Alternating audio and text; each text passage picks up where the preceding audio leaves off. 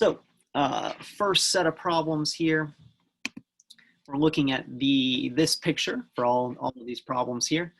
And we're trying to decide whether the angles that are listed there are adjacent angles or whether they're adjacent and form a linear pair or whether they're not adjacent.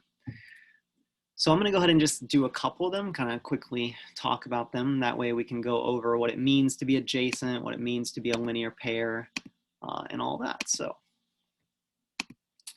for number 14, we're looking at angles 1 and 4, so we can see the little labels for the angles in there.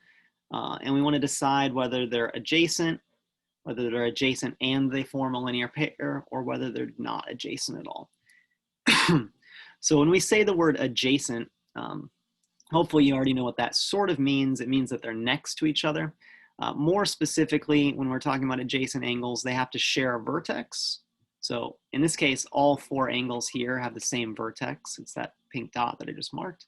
But that they also have to have a common side. They have to have a side that's actually touching each other.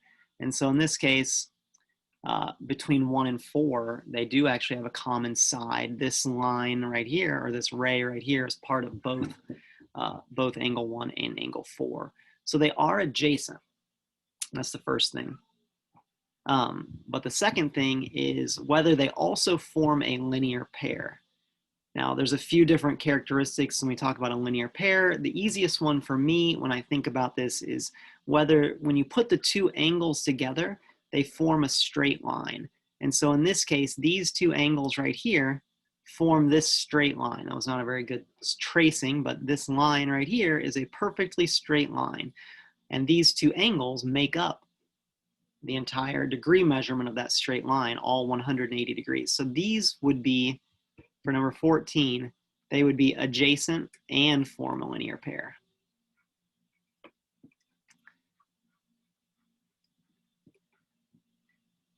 Linear pair. Again, a linear pair is when you put 2 angles together and they form a straight line with their sides like that. So let's go ahead and look at another one of these and just kind of make sure we understand what's going on. So let's look at 3 and 4. So we're looking at angles 3 and angle 4. So 3 and 4, they do share the same vertex, just like all the angles.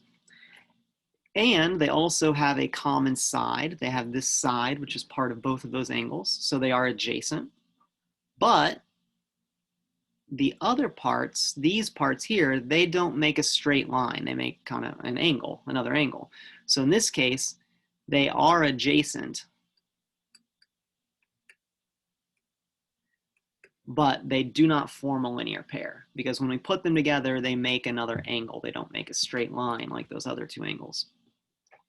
And then just one more really quick, just to reiterate all this. Let's look at 17. We're looking at angle 3 and angle 1. So in this case, just like all of them, they do share a vertex, the same vertex that all of these angles have, but angle 3 is made up of these 2 sides, and angle 1 are these other 2 sides. They don't have any sides in common. So in this case, these are not adjacent. Even though they share a vertex, we say they're not adjacent because they don't have a side in common. So hopefully that kind of clarifies what we mean when we say these words adjacent, or adjacent and a linear pair, or non-adjacent. Let's go ahead and move on, and we'll see another problem. Should probably erase that before we move on. So this chapter was all about angle pairs, and there's a few different angle pairs that we're learning about and talking about.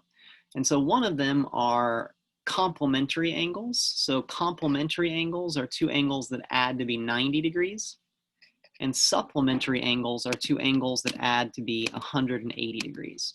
So those are 2 very specific mathematical relationships. So again, complementary means adding to 90 degrees, and supplementary means adding to 180. So those are very specific mathematical relationships that will allow us to solve for different angle measurements, to set up equations, all kinds of different things, and we'll use them quite a bit. We're going to find that supplementary just comes up a lot more often because anytime we have a straight line and a linear pair of angles, they're always going to be supplementary. So supplementary is just going to be a little bit more of a common relationship that we use, but we'll use them both. Here we have two angles. We're going to focus on angle A first. So angle A is 56 degrees. Sorry, 56.4 degrees, so a decimal. And we're going to figure out, we're going to look at 18 and 19. So we want to know what the supplement of A is. So the supplement of A is another angle that is supplementary with angle A. So another angle that would add with this measurement right here to add up to 180 degrees.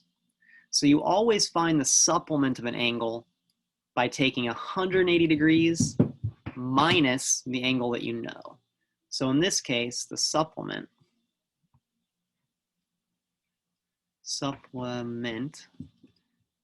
of A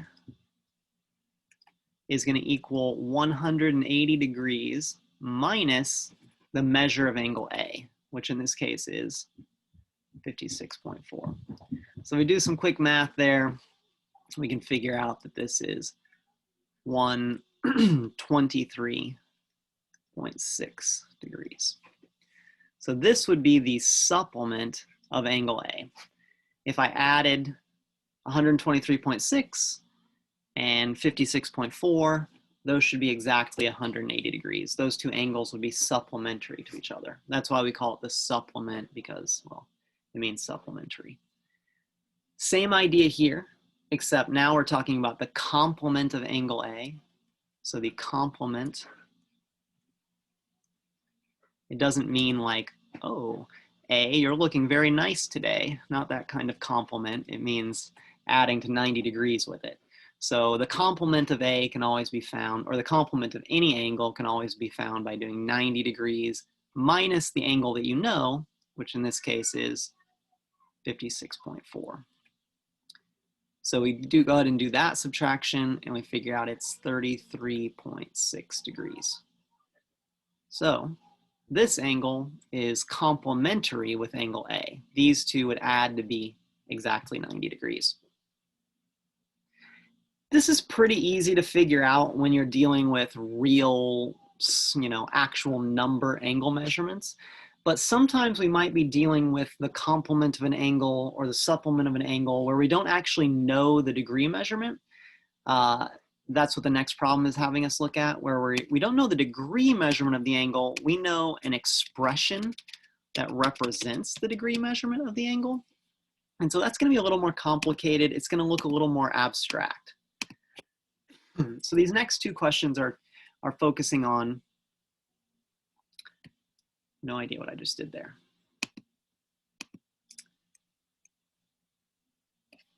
On angle B. So angle B,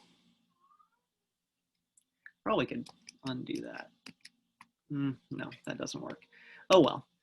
Next ones are going to be focusing on angle B. So angle B, instead of being given as a specific angle measurement, is given as a variable expression. I'm still going to find the complement and the supplement of that angle the same way. I'm going to take, for the supplement, I'm going to take 180 minus the angle that I know. Or for the complement, I'm going to do 90 minus the angle that I know. It's always the same process, even if the angle is given as a variable expression. So for number 20, to figure out the supplement of angle B, I'm going to do 180 degrees minus angle B, which is 2x minus 4. My answer here is not going to be a specific degree measurement. My answer here is actually just going to be another variable expression. So here where I'm subtracting this whole quantity, I want to remember to distribute that subtraction, distribute the negative. So this becomes 180 minus 2x plus 4, because the negative times the negative becomes a plus 4. And then here, there's just a little bit of combining like terms. 180 and plus 4 can go together. So the supplement of angle B should be 184 minus 2x. Now again, doesn't look very nice, and you know, but the idea is just that I can take any angle measurement regardless of whether it's given to me as a specific number like this one, or it's given to me as a variable expression, and I can write a new expression to represent the supplement. This is a little more useful when we're solving some word problems about complementary and supplementary angles, which we'll do a little bit later. Same idea happens with complement of B. So I would simply just replace this 180 with 90 because that's the way we find a complement. I'm not going to do that one as well. We get a very similar answer, but again, instead of the 180, I'm replacing it with a 90. So just small difference there. I'm going to keep moving on. I'm going to probably do less of the problems here. I just wanted to make sure to touch on everything, touch on all the different relationships that we have.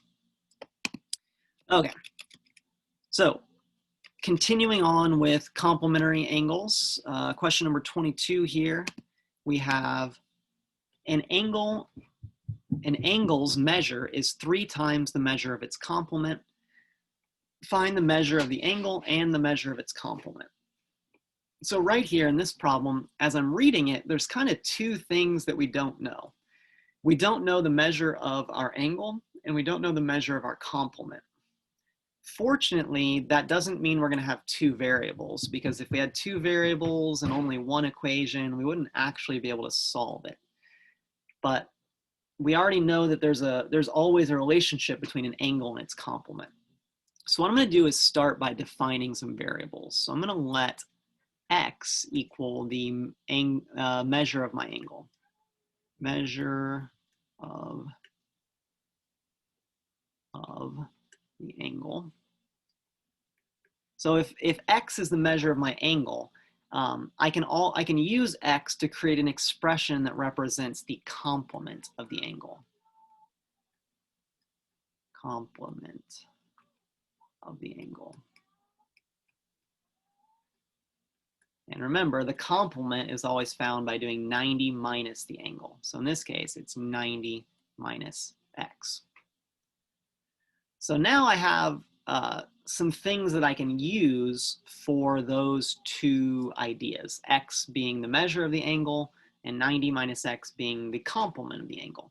Now what I need to do is I need to take this sentence that I have right here, and I need to translate this sentence into an equation, into a mathematical relationship. So as I'm reading it, I'll go ahead and read it again. An angle's measure is 3 times the measure of its complement. Usually when I see the word is in here, I can kind of replace that with an equal sign. And so I'm going to be able to do that in this case as well. My is kind of an equal sign. All right, so an angle's measure, that's what we're talking about with x. That's what x is. So x is the angle's measure, and x is equal to, and then I need to take this second part, 3 times the measure of the complement. Well, that's easy enough to change into symbols.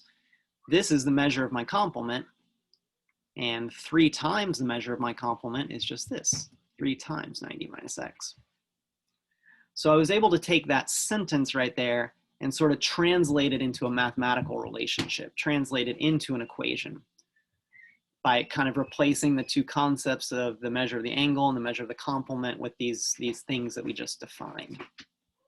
So once I have an equation like that, it just becomes a matter of now solving for x, and x being the measure of my angle. So when I solve for x, I'm solving for the measure of the angle. So I'll go ahead and solve this. I'm going to distribute the 3.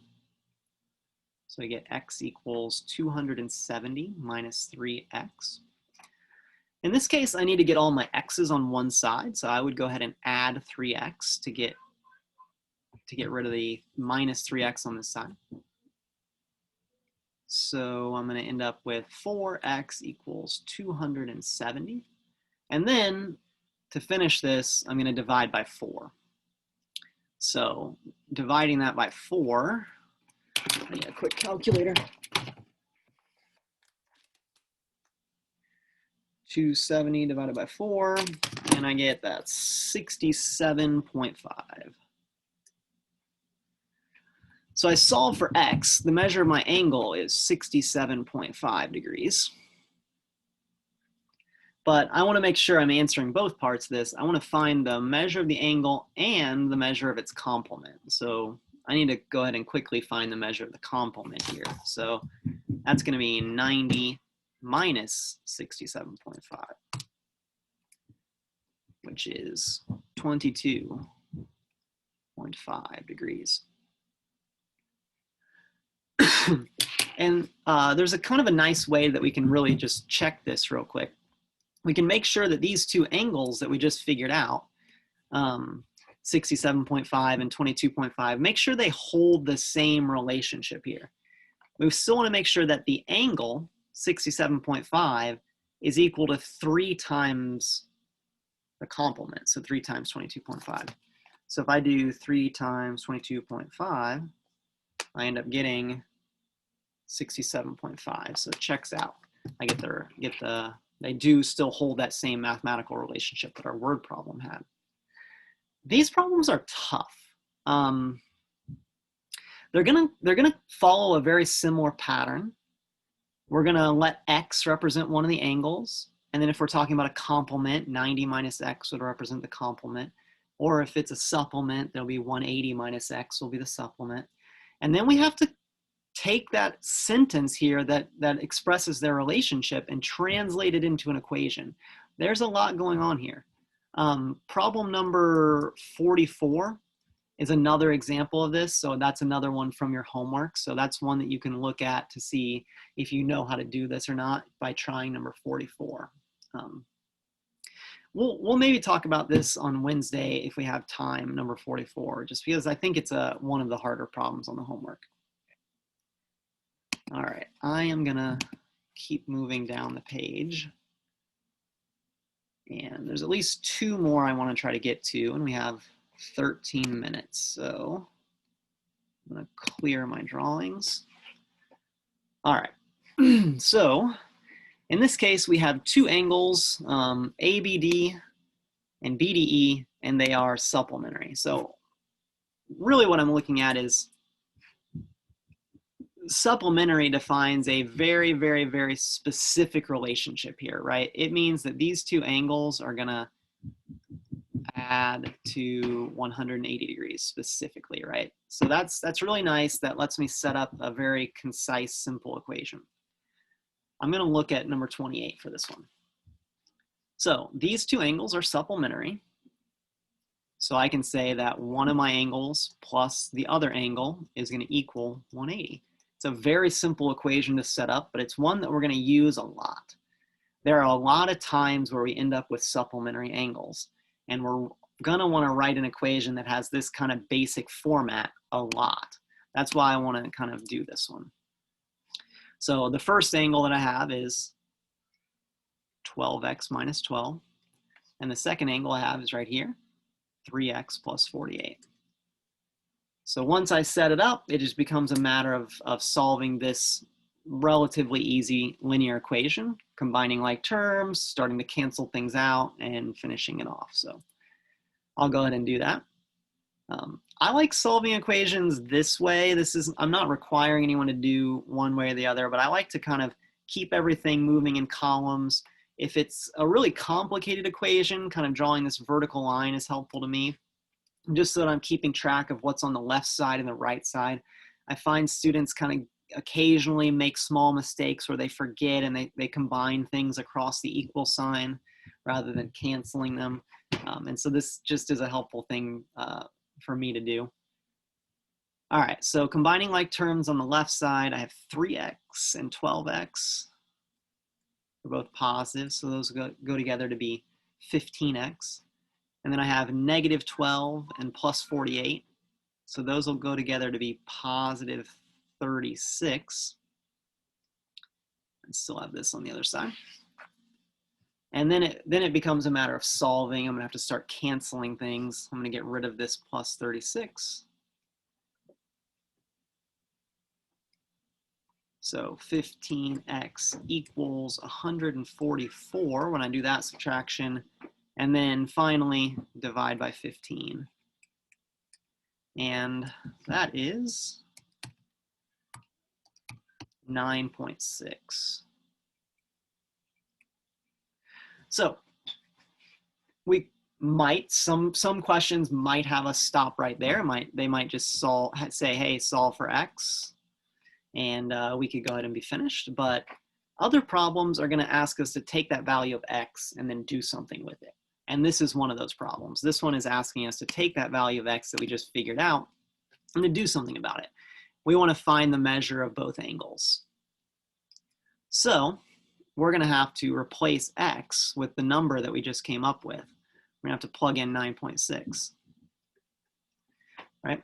So for this one, it's going to be 3 times 9.6 plus 48. And for this one, it's going to be 12 times 9.6 minus 12. And we'll actually get these two angle measurements here. So I'll go ahead and do that.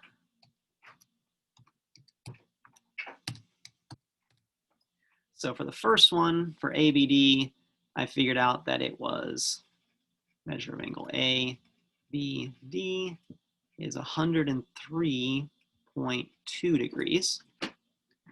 And then the other one, doing that calculation, measure of angle BDE, 3 times 9.6 plus 48, getting 76.8.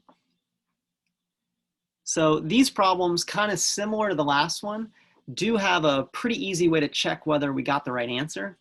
We know these two angles are supposed to be supplementary to each other. So if I add them together, they need to equal 180.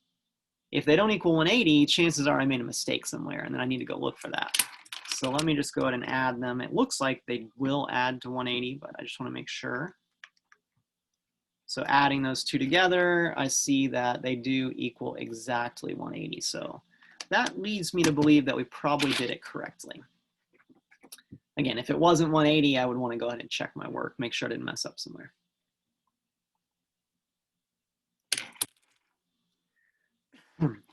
Hopefully that one was a little easier than the previous problem. I think this relationship's a lot easier to set up an equation. There's a lot, I don't know, feels simpler in my mind.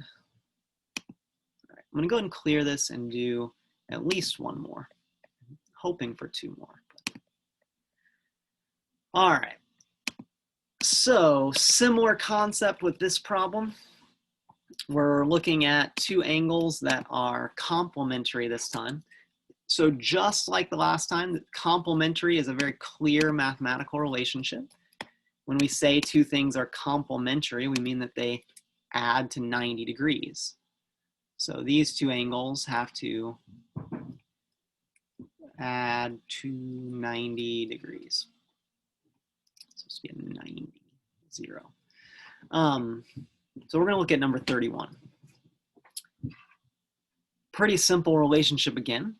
These 2 angles are complementary to each other. They have to add to 90.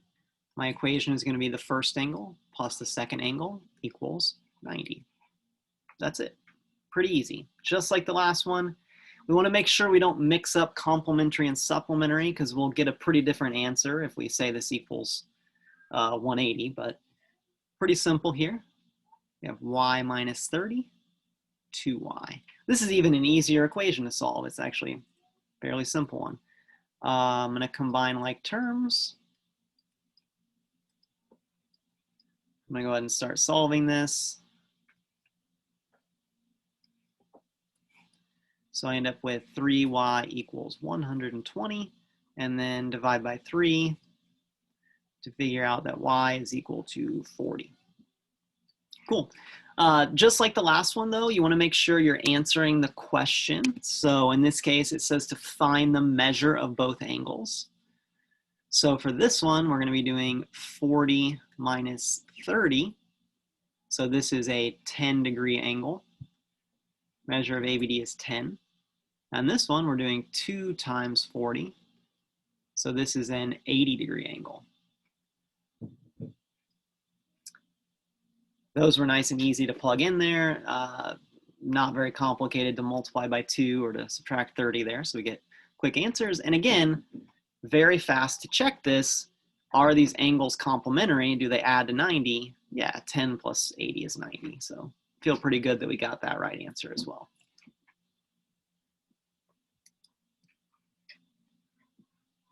I'm going to pause for a second in case people are kind of copying this down. We have 5 minutes and one more thing I want to look at.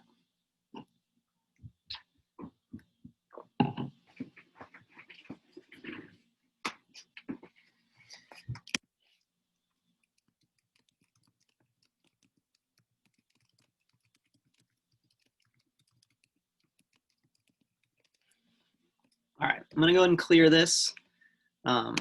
I am recording, so if you need to watch this back later, you can do that. And the last thing, so we have these statements. So these statements right here, and we're trying to decide whether they are true or false. So if it's true, it's easy enough. We're just thinking it through and we're saying it's true. That's it. That's all we're looking for there is if it's true, we can just state that it's true. There's no like proving it or explaining it that's necessary. If we think that it's false, then we need to come up with a counterexample, something that shows that it's not true. So I'm going to look through, and first one we're going to think about is 34. And we have to kind of remember the definitions of some of these terms as we're reading them. So if an angle is acute, so acute means that it's less than 90, specifically that the angle is between 0 and 90. So if x is our angle, it's got to be greater than 0, but it's got to be less than 90. Then its complement must be greater than its supplement. Interesting. So if we have an angle, let's just think of it, let's just come up with an acute angle. Let's say we have, what do we want for a number? Let's say we have a 40-degree angle. Let's see, what is the complement of that angle?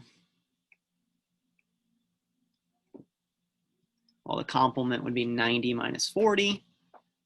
That's pretty easy to do in our heads, but 90 minus 40 would be 50 degrees. So the complement would be 50. And then the supplement, again, pretty easy to figure out. If we have a 40-degree angle, we need to do 180 minus 40, which is 140. Okay, let's just see if this is true. See if this scenario is true for our situation. If an angle is acute, so this is our acute angle, then its complement must be greater than its supplement. Well, this already right here, this is the counterexample. If we have a 40-degree angle, the complement would be 50 and the supplement would be 40. So that's not true. The complement is not greater than the supplement. The supplement is bigger. So this one is false. And here is one of probably many counterexamples that we could come up with. Again, the important thing here is if we want to show something's false, and we're going to do this a lot. In fact, one of the really important things that we'll be doing in proofs is sometimes the way to prove something is to prove that the opposite is false. So you can get kind of tricky. If you prove the opposite is false, you kind of prove something. And so having counterexamples is really, really important in those cases. So we just proved that this was a false with a nice counterexample here. Now let's do one more in the time we have. Let's look at number 36. If two angles are supplementary and congruent, then the measure of each angle is 90 degrees. Okay, so two important vocabulary terms here, supplementary and congruent. So supplementary means they have to add to 180. And congruent means that they have to be equal measurements. So equal measurements. So if one is 50 degrees, the other one is 50 degrees. So is there any way that we can get a counterexample? We want two angles that add to 180 and are equal, but this isn't true. I mean, this obviously works, right? 90 plus 90 does equal 180. That works, but is there a counterexample for this? Is there some way that we can have two angles that are supplementary and equal, but not 90-90? Yeah, I'm seeing no in the chat from a couple people. So in this case, it's true. I mean, we could kind of set up an equation to kind of verify this. We could say, well, if it's x plus x equals 180, we could show that x would have to be 90. And this would be a nice proof that we could actually do with that. I'm gonna go ahead and stop there. Do the rest of the homework problems. There is one of them that you'll need to submit. It's 1 o'clock, so we're gonna go ahead and end our class here. I'll see you guys tomorrow, and we're gonna be jumping into the next section. So make sure you're doing your homework there and send me an email of any questions you have.